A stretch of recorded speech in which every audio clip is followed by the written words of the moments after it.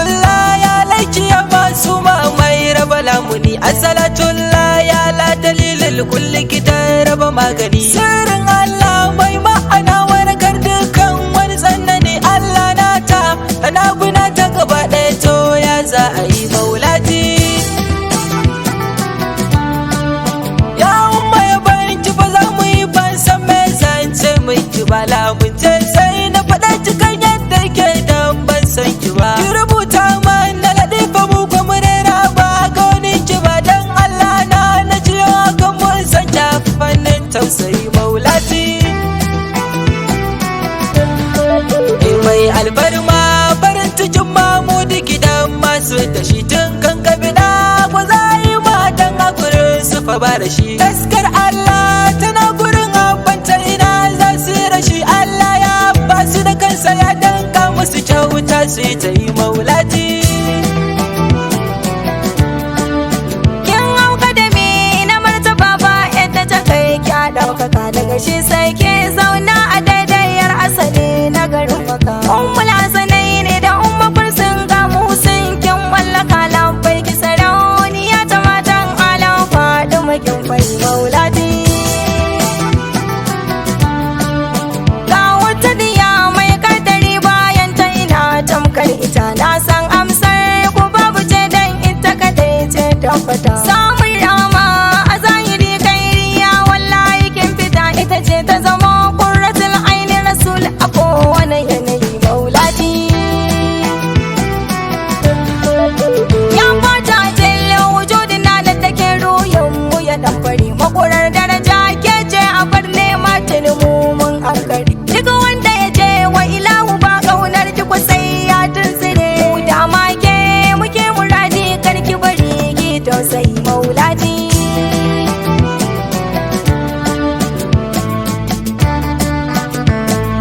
La ilaha illallah, la ilaha illallah, la ilaha illallah, Allah la ilaha illallah, la ilaha illallah, Allah la ilaha illallah, la ilaha illallah, Allah la ilaha illallah, la ilaha illallah, la ilaha illallah maulati. Ita ce madadin samun mazara fitilar kallon mu ce, ita ce budin farin cikin ruhin masan tana hukace, ita ce mashigar al-Mustafa kowa ya banyar ta ce, ita ce sirrin Mahmud ba sanin ta kira ta da ummace, ita ce kadarin cikin irada na diyar mai rabu ce, ita ce kyautar da rabbu yayi wa rasul karimatu ta mu ce, ita ce ramar Allahu Fatimatu Zahra ai ta fice, ita ce ta gaban a gaban ta gaba ta isar ta batuli ce, ita ce hutun mu ga rayuwar mu gaba daya ba ce kuce, ita ce khairun nisa'i mai kadarin da ta zari ta kwatance, ita ce kuce da su, ita ce tsokar annabu ce maulati.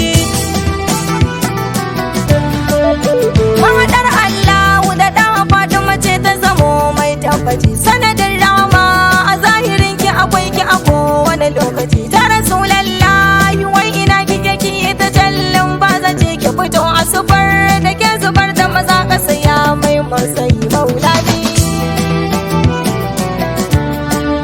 Maradiya mu mayanki ne kuma masu yabanki da so ɗaya, bayan hidimar ki Jamila aikin san sirrin cikin zuciya. Dan ke muka yaban saboda ki ji shi ki ɗanya dariya, da ma zaki hakan agogo mu ganki ba ya mai matsayi maulati. Abuwan ya sai daga masu kiran kiki a gaza, a kowane bangare mu wanzu cikin ki saboda karmun gaza. Wadatu da ke wadatuwa ta musamman ki mana ba za ta komai zami, kila mun ce mana shi dan ke muke ra'ayi maulati. Ya umma idan ki muka zo ko za mu iso nan dab da ke, ki sufanta jiki da jasadi mu ga ke ce koma wasaki, ki kawar da zato da jarrabawa domin kin isa ba yake, ki rufe mu kirab da hannuwanki na albarka kin sarkake, sannan kuma sai ki kusanci ruhi duk da zaba a tsallake, kuma sai ki tafi da lokacin mu isar ki mu tabbata gunki, daga nan kuma sai rai yayi nufin ya iya da muke tafi in ya gasa ki ce da shi ya faɗe ki dankin tallafi bayan ya furta abin da za ya faɗa kuma sai ki izini da jiki ya fito cikin sufar shi ya bayyana ki mana magani ki daga shi cikin abin da ba sai na faɗa komai kin sani amsa ya sai da ki ce kin ji miki mana lamuni maulati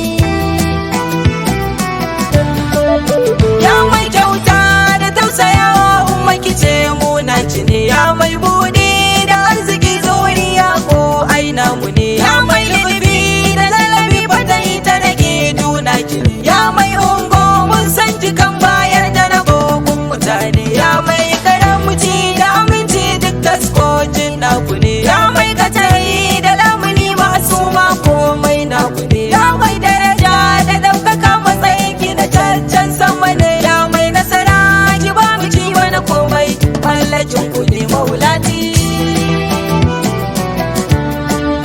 maulati fadin matiyar mahamudi ya banki zamu yi